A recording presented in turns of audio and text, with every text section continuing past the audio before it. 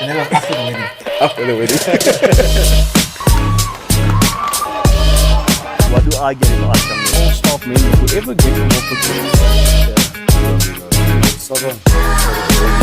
This group is scary. Yo, what's up, guys? Welcome back to Life in Rugby. My name is Arafat, your host, and we needed to do something after the finals. I got the brothers here, the retired homies. But is that Brugas, is it? Oh, yeah. You're saying that way. Yeah, no, I got the homies here, man. So we're just gonna reflect a bit on the finals, touch on Namibian rugby in general, and I think close up with just what the future looks like for Namibian rugby. So please don't forget to hit that subscribe button, like, share, do all that YouTube stuff, and leave a comment in the comment section. So, gents, what can I comment, you know? What can I know? From my point, I don't know now, but I just think, honestly, if you look at it, consider how the teams were like from the finals and semifinals. The teams were not the same. Like there are a couple of changes, so it's hard to build momentum if your team is not the same. You understand? That's already a big factor. And then you get things different, like not having Pisa in the team. Leslie was also not in the team. I don't know for what reason, but that already is just two big senior players that are not in the team. That's already a big factor. And then you look at the game today. So if you could look at the two teams, you could see where both strengths are. You understand? I think on paper already, Wanderers had a better backline. Not to discredit Unam's backline, they also had very good players, but they had a full overall. They had a good team, a good scrum of a few national team players in their backline. And then Unam also had a good backline, but like you can say their center pair was very good. But the other spots can be a bit sketchy. So that already, so they have a better backline. But then you look at the forwards, you can go and say that Unam is better forwards. So I think when they went in the gameplay for Unam to do better, they could have relied more on the forwards, play a forward game than trying to play a backhand. So now today you could see that's why the game was very exciting, because there was two backlines that were playing against each other. And they brought the action. It's a finals, man. I think it's a final. It was always going to be a game of small margins. Yeah, small margins. What are your thoughts? Personally, I'm going to stick to that point that game management played a big role. I don't think Unam managed their players quite well. If you see Wanderers bench, there are 4 players that played the reserve league.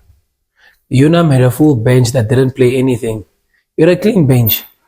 So what do? You manage your players. You are not playing test level rugby. Guys, 50th minute, you could have replaced everybody and you could have won that match. So after first half, we're behind, or Unam is behind 8-11. 8-11. That was the score. First half. Yeah. 8-11. No, 8-11. No. 8-11. 8-11, James. But they had after the 11 they had a penalty. They had a penalty, but okay, let's stick to 8-14. Let's give them benefit of doubt. You had Big Men that has, I think, 4-3 titles with Unam, that has won you finals previously. You have Simon Kanime, and you still have Berry. You keep these guys on the bench and you give them 10 minutes. You put on Berry, I think 15 minutes. You put on Simon 2 minutes. You put on Big Man 10 minutes. If you had managed these players, if you saw after the game how Orbit, when the final whistle went, and you saw how Orbit was so excited to say, game is done, how he was so happy because he was exhausted, he was tired. He knew nobody could come on and keep my tempo. But if the management had just maintained and managed their bench, I think Unam could have kept the fight. And from a Wanderers point of view, because just you can add on like after. No, Wanderers also did a few changes. You need to understand where Wanderers comes from. If you see 2 games before the semis. That's where Wanderers started building up, because the last match they lost against Kudus in Walfish Bay, they lost quite badly. And then Herschel van Wyk and a few other national team players, but they lost. But as soon as they got Rehoboth, I think that they beat them 90-something. That's where they started building. And they knew that we are building for our finals. We have 3 matches left. Let's maintain our squad. What did UNAM do? They changed their whole squad finals. Wanderers never changed a lot. You have one of the best players, Nandi, for the past 15-10 years, whenever. I think the best wing, the most consistent wing in the past few years. But you need to debate that In the with Premier League, yes. Now we're talking Premier League. You need to debate that with Sharif, because Sharif is also, and they come from the northern region. I don't think so, bro. You think Nandi is better than Sharif? Yes, Consistency. Yes. How many medals does Nandi have in the past 7 years? No. Check. You are speaking on a Check. We're talking about two But players. he needs to win something to be consistent. Individually win medals, No, Yes. the team. but he can individually. But that's why I say these two in the past, these two but players. let Okay. me say, if you put in past 10 years, okay, Sharif maybe won more. But if you Yes. put it in the past 5 years, Nandi has 2, Sharif has 0. And Nandi is So- impactful in the finals. I'm also, right? I'm not I'm But before we divert, I wanted to say in terms of like game management, one thing that we learned about rugby, especially in the new generation of rugby, is from Rassi Erasmus, is that try to get the most out of your players. You understand? And that's where UNAM left. They had a strong bench. a very strong A very bench. strong bench. So if you are losing by 6 points, okay, to a point where it even became more. That time is where you have to gamble. Yes. You cannot try to play it safe anymore because you are not controlling the game. But Simon that's where can. you go, and even from the start already, if you had to talk to a player, if I was a coach, I would have told you, I just want hard 50 minutes. I'm putting you. But as a coach, who are you talking to? Who would you talk to? Which player would you like? Ara, I think what his statement is very right. But I also think UNAM is trying to learn from something. In 2019, UNAM was leading about, I think, 24 points ahead.